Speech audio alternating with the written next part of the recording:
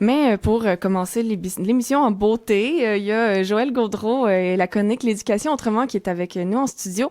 Joël a invité Charles Cahouette qui a une feuille de route, ma foi, assez impressionnante, mais qui est aussi connu au Québec pour ses travaux et ses positions sur l'éducation en milieu défavorisé, les décrocheurs, la prévention, la relation éducative et tout le mouvement alternatif en éducation du niveau primaire au niveau universitaire. Alors, Joël, merci d'être là encore une fois. Ben, ça me fait plaisir.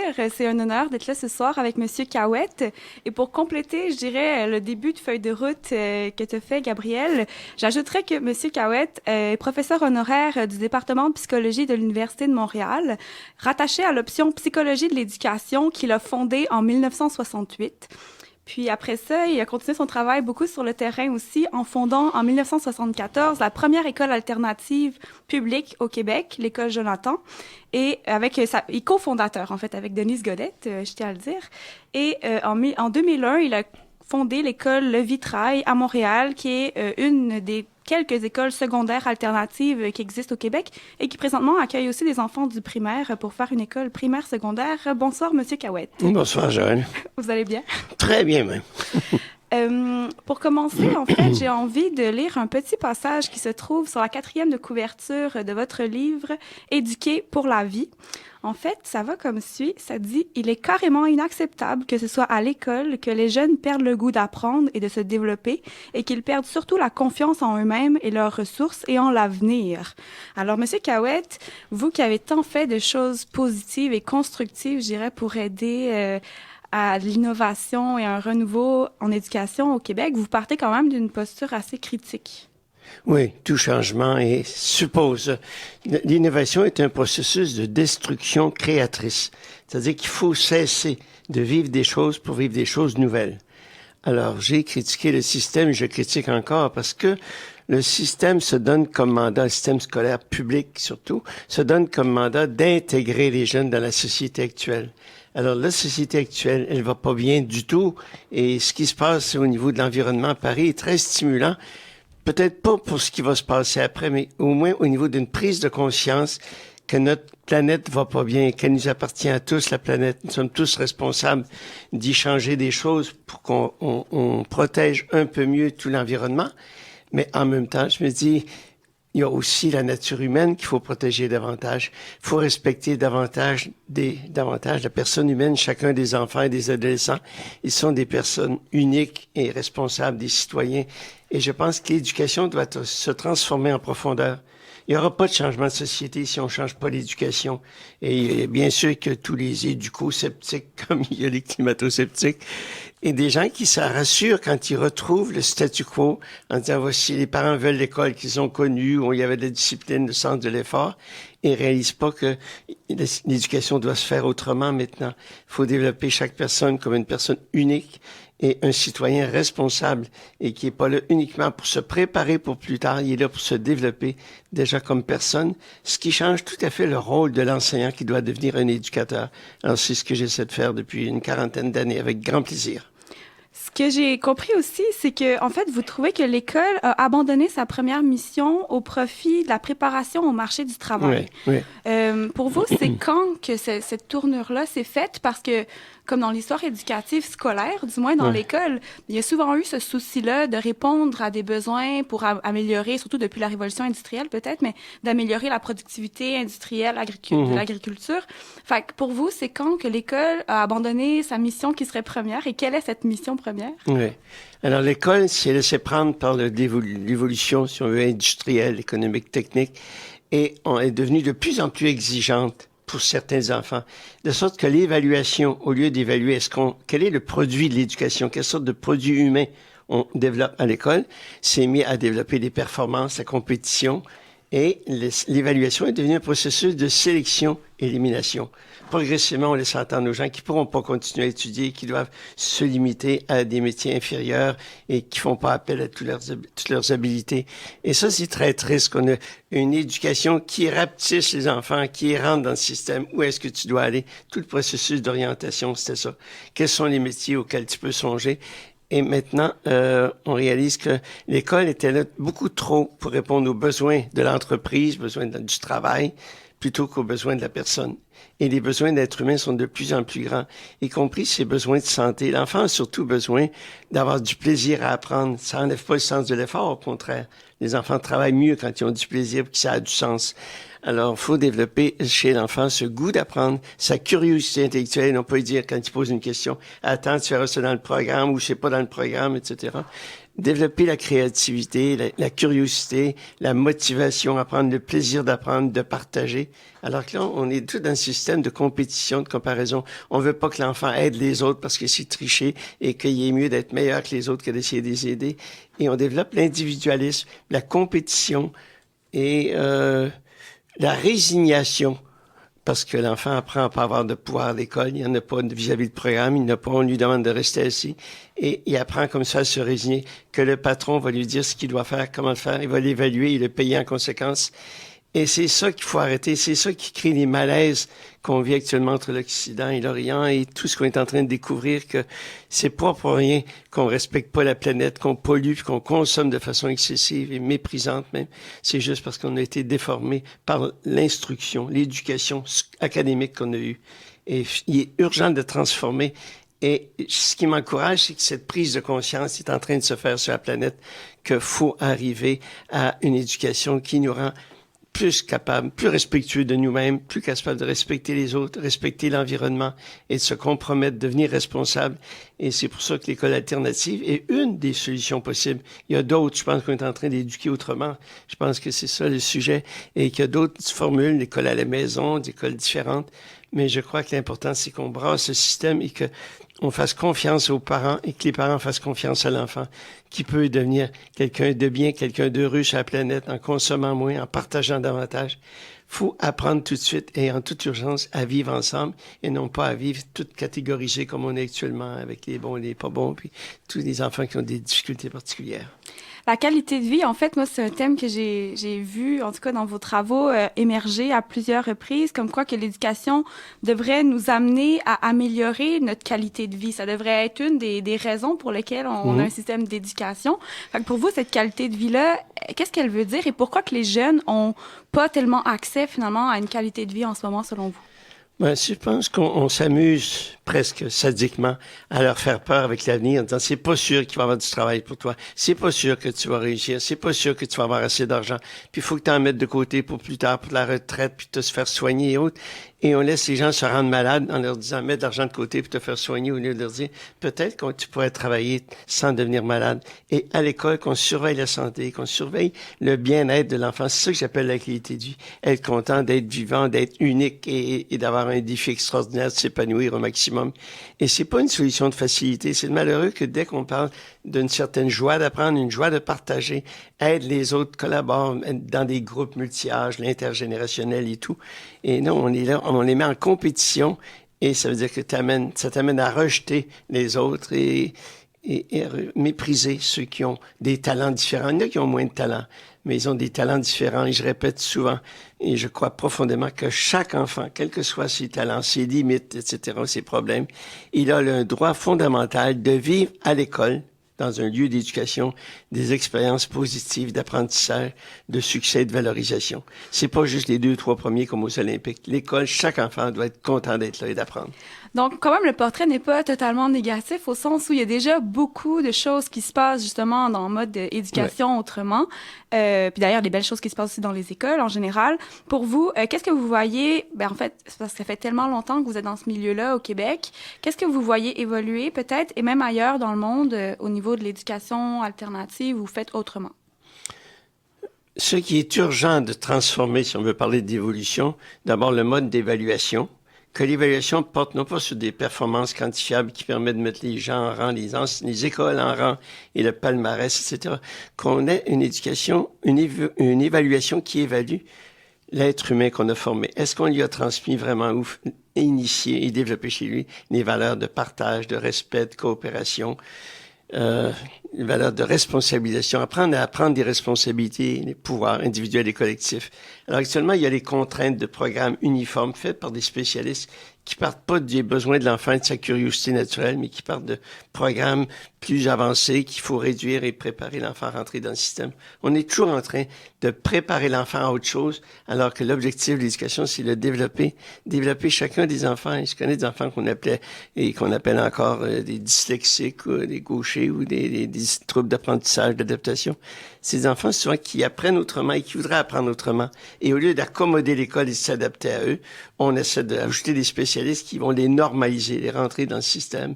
Et ça, je trouve ça très malheureux. Et pour les enfants qu'on découvre plus tard, qui étaient plus créatifs, un peu différents, et qui auraient pu être heureux de se développer, devenir des ressources, alors qu'ils se voient comme des enfants incapables de poursuivre, incapables d'être bons avec les autres. Et ça, je trouve qu'on peut pas être à l'école un milieu qui détruit l'enthousiasme, le plaisir d'apprendre et de se développer. Alors, c'est ça qu'il faut changer et que c'est possible. Et ce qui complique, évidemment, avec les programmes uniformes, on a les conventions collectives uniformes, les minutes d'enseignement et de sorte que je me dis toujours, si l'enseignant arrive les mains liées par les programmes, par les conventions, et comment il peut dire, mon objectif, c'est de développer votre autonomie à vous autres, les enfants. Si le professeur n'est pas autonome, il ne développera pas des individus autonomes. Être autonome, ça veut dire qu'il doit être traité comme un professionnel responsable et non pas simplement comme un agent de transmission et de données. Alors, je pense que tout ça, ce qui a l'air un peu, ce qui faisait plus bizarre et anarchique, un peu flyé, disons, autrefois, devient maintenant quelque chose qui est plus acceptable parce qu'on s'aperçoit que c'est l'ensemble de la planète qui a besoin de compétition, plus en partage, plus en collaboration, et que la qualité de vie, ça va être capable de vivre bien, de respirer. Je pense à ce qui se passe à Pékin aujourd'hui. C'est tellement stressant. C'est vers ça qu'on s'en va si on corrige pas. Là. Des gens qui peuvent plus aller à l'école parce que s'ils sortent dehors, ils vont s'étouffer. Ça devient très inquiétant. Et là, je pense qu'il y a cette prise de conscience qui dit, faut changer, faut commencer à changer à quelque part. Et pour moi, il est prioritaire de commencer par changer l'éducation, parce que c'est pas à cette société-là qu'on doit préparer des jeunes, mais préparer des jeunes qui vont avoir le goût de participer activement à une société différente, où il y aura qualité de vie et joie de vivre pendant longtemps. Ce que je trouve vraiment intéressant aussi, c'est que c'est pas seulement au primaire, au secondaire que vous avez été impliqué, c'est même à l'université. Alors vous avez plus été en psychologie, ce que j'ai compris. Oui. Mais si on pense à l'auto-formation à l'université, quelle forme ça peut avoir? Parce que ça semble tellement étrange. Oui, ça fait étrange et pourtant c'est extraordinaire. Et c'est de valeur que ces changements-là créent de l'inquiétude au lieu de l'enthousiasme. Mais moi, j'ai protégé mon enthousiasme. Je l'ai encore à 82 ans, là, mais je l'ai protégé parce que c'est dangereux si tu te laisses prendre là-dedans puis tu commences à faire des compromis. Alors, à l'université, je trouvais ça facile de dire à des étudiants, pourquoi tu veux devenir psychologue en éducation? Mais parce que c'est ça que j'ai le goût. Mais OK, alors on va aller ensemble dans une école et tu vas aller observer ce qui se passe et tu vas découvrir quels sont les... Excusez-moi. Quels sont les besoins de l'enfant et de l'enseignant dans ces écoles-là. Et à partir de là, si tu veux répondre à ces besoins-là, quelle sorte de formation tu as besoin? Et alors, il découvre ses propres besoins de formation et là, il s'auto-ferme, c'est ça, l'auto-formation, s'auto-forme avec notre influence comme guide, et etc. Et je crois que c'est quelque chose de formidable. Sauf ce que tu sais pas parce que c'est plus récent. Et maintenant, après avoir développé l'auto-formation au niveau universitaire, maîtrise et doctorat, maintenant, je m'occupe des vieillesses alternatives. Et je trouve ça extraordinaire de dire l'éducation, toute notre vie, elle doit nous aider selon les besoins qu'on a. Et les personnes qui vieillissent, parce qu'on vieillit tous, c'est la seule façon de vivre longtemps, là. On vieillit tous, mais il faut apprendre à vieillir. Ça veut dire bien vieillir. Vieillir, c'est pas un choix, mais bien vieillir, c'est un choix et une responsabilité. Alors, j'essaie d'aider des personnes en processus de vieillissement à s'approprier leur processus, à découvrir quels sont leurs besoins pour aider des personnes plus âgées qui seront heureuses de vivre et qui ne seront pas dépendantes des institutions puis des services et autres. Alors, l'entretien physique, la santé, des exercices, l'entretien intellectuel, l'entretien moral, spirituel aussi, et se créer des groupes d'entraide pour pouvoir continuer à être en contact avec du monde. Parce que trop souvent, notre réseau se limite au milieu de travail. Et des gens qui prennent la retraite se retrouvent tout à fait seuls, ils n'ont plus d'amis avec qui partager. Et tout à coup, les journées passent, ils s'éteignent doucement et ils recherchent la sécurité et la sécurité financière. Alors, j'ai connu beaucoup de gens qui avaient mis beaucoup d'argent dans leur CELI, leur faire, leur rire, tout ce qu'on voudra, et qui se sont retrouvés très tristes à la vieillesse, parce qu'isolés, même de leurs propres enfants, et qui n'avaient pas appris qu'on est responsable de se créer un réseau d'appartenance. Et pour continuer à s'impliquer socialement, les personnes âgées doivent demeurer actives et non pas seulement en sécurité dans des centres très tristes. Je trouve ça fascinant, puis on pourrait tellement facilement partir à discuter de l'éducation des personnes en processus de vieillissement. Mais si on revient à la formation des enseignants, eux, comment est-ce que, en ce moment, les enseignants qui eux-mêmes ont vécu donc une école qu'ils vont reproduire en quelque sorte, comment on pourrait peut-être essayer de faire un peu ce que vous avez fait en psychologie avec des enseignants, parce que la question des contenus est vraiment très, très, très pointilleuse en éducation, surtout en éducation alternative et tout. On se dit, c'est bien beau, les besoins de l'enfant dans le présent, il va jouer, il va s'amuser, mais la question des contenus est celle qui fait peur aux parents et celle qui fait peur à tout le monde. Donc, comment que pour les enseignants, est-ce qu'on pourrait faire un processus d'auto-formation, puis c'est quoi leur rôle au niveau des contenus? Il faut sûrement repenser la formation des maîtres à l'université, parce que les jeunes qui veulent enseigner plus tard sont préoccupés par la didactique, non par les contenus, par la gestion de classe. Je pense qu'ils n'ont jamais vécu eux-mêmes, parce que l'université est très traditionnelle dans sa pédagogie, là. J'ai un fils qui enseigne à l'université. Il y a 430 étudiants inscrits à son cours. Si on trouve pas ça ridicule, il y a quelque chose qui marche pas dans notre tête, là. Alors, je pense que repenser la formation des maîtres est importante. Et ça veut dire que les maîtres, et je pense à certains pays scandinaves qui le font, commencent par envoyer une personne vivre dans un milieu communautaire et faire autre chose que juste apprendre dans des livres, pour qu'il ait au moins vécu l'expérience de projets communautaires, de bâtir des affaires, vivre d'expériences, voyager et autres. Alors, et je pense qu'il devrait y avoir de plus en plus dans les éducations d'autres personnes, d'autres types de personnes que uniquement des enseignants. Il devrait y avoir des gens qui ont appris, qui ont partagé dans la vie. Comme moi, j'invite les gens à le faire quand c'est possible dans une école alternative publique, qu'il y ait des gens qui s'amusent à faire de la menuiserie avec les jeunes ou à jouer aux échecs ou à faire des mathématiques parce qu'ils aiment ça. Mais avoir tranquillement des ressources communautaires qui s'intègrent. L'école est un milieu fermé sur elle-même, mais elle devient de plus en plus schizophrène. Quand on dit à l'enfant, oublie toutes tes préoccupations, tes parents, puis ton chat, etc., puis la pollution, puis là, page 18, etc., aimer la fumée, la pipe de papa. Bon, ça, c'est bien correct, mais il va falloir que tout à coup, on découvre toute la possibilité de l'Internet. Quand l'enfant aura besoin de savoir quelque chose, il sera assez intelligent, on y a bien montré, pour aller chercher l'information. Et comme il se sera posé la question, il va avoir du sens à la réponse qu'il va trouver, puis il va l'intégrer. Parce que on s'inquiète sur les contenus, mais les contenus, ils servent pas longtemps. Et j'ai écrit dans ce livre dont tu parles que la différence entre ceux qui réussissent à l'école et ceux qui échouent, ceux qui réussissent, c'est ceux qui oublient après l'examen. Les autres qui oublient avant, ça ne les aide pas beaucoup. Il y a 3 semaines de différence. Mais quand il y a quelqu'un, oui, tu l'as su au moment de l'examen, mais c'est inquiétant. Il y a eu ça, son bulletin est en 93. Il a su ça en 93. Mais j'essaie de rappeler ça, il ne se souvient plus de rien. Et moi, j'enseignais maîtrise de doctorat, puis je disais, t'as appris ça au bac l'année dernière. Mais une fois qu'ils ont passé l'examen, on dirait que ça s'oublie. On a développé des styles d'apprentissage à court terme. Et tu dis là, on se préoccupe des contenus, on devrait se préoccuper de la boîte. Est-ce que quelqu'un est capable de penser par lui-même, se poser des questions, intégrer des savoirs et changer sa vie, ce qu'on a voulu développer des compétences à un moment donné. Alors, je trouve qu'on donne une importance excessive au contenu. Ce sont des moyens d'apprentissage. L'important, c'est d'apprendre quelque chose et le quelque chose peut être très différent d'un à l'autre.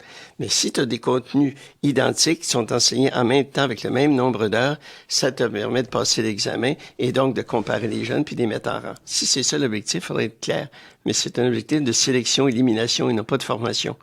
Et ça, c'est très grave. Et de sorte que les cours actuellement, les contenus dont tu parles, ils servent pas parce que les gens ont des questions puis qu'ils se posent, ils servent parce qu'ils préparent l'examen. Parce que ceux qui font les programmes font les examens aussi. Fait que c'est rendu que tout l'enseignement qui se fait dans la classe, si les gens demandent pourquoi on apprend ça, on dit c'est bien de valeur, mais c'est pour l'examen. Et ça, c'est inquiétant. Au point où il y a des directions d'école et des cadres supérieurs qui se plaignent que certaines écoles ont des notes trop basses et on leur dit pas de changer leur enseignement, on leur dit d'augmenter les notes, d'augmenter les bulletins. Il y a des directeurs d'école, on a vu, qui se sont fait prendre à changer l'école pour améliorer l'image, changer les bulletins pour améliorer l'image de l'école. C'est d'une grande tristesse et il y a une tricherie là-dedans. Et les jeunes sont conscients de tout ça. Et si contre ça, il faut les protéger contre la tricherie des adultes. Et quand nous, on est pas marginaux, on est minoritaires actuellement, ceux qui veulent faire du changement. Je me dis toujours cette phrase de Laroche-Jacquelin. Si j'avance, suivez-moi. Si j'hésite, poussez-moi. Et si je recule, tuez-moi. Aïe! Il nous reste 2 minutes, donc moi j'ai besoin d'1 minute pour clore parce que j'ai quelque chose à dire. Mais si vous aviez 1 minute pour dire c'est quoi votre souhait pour ce qui s'en vient au Québec, ce serait quoi? C'est un peu l'enthousiasme du début. Actuellement, il y a une prise de conscience à toute la planète qu'il faut éduquer. Il faut vivre autrement, donc il va falloir apprendre très jeune à vivre autrement et que l'école devienne un milieu où tu apprends à vivre et à vivre ensemble, dans le respect des autres, dans l'inclusion, l'affection, et être conscient on est tous la même condition humaine, on a notre même planète dont on doit prendre soin. Et je crois que ce changement-là, il s'en vient. Il faut le faire au plus vite. Merci beaucoup, Monsieur Cahouette. Monsieur Cahouette est vraiment très inspirant et si jamais ça vous dit, comme moi, de l'entendre de nouveau, eh bien, je vous invite à aller voir sur notre page web www.redac.ca, redaq.ca. C'est le réseau des écoles démocratiques au Québec. On organise une journée conférence qui aura lieu le 16 janvier 2016 à l'UQAM, où il y aura toutes sortes de personnes merveilleuses comme Monsieur Cahouette qui vont venir nous parler d'éducation autrement, des écoles alternatives au unschooling, l'école autochtone, ça va passer par tout plein de sujets. Donc, je vous invite à aller voir notre page. Merci beaucoup. C'était effectivement une entrevue assez inspirante. Là, ça me donne envie d'aller révolutionner le monde de l'éducation. Bravo, c'était ça. Juste ça.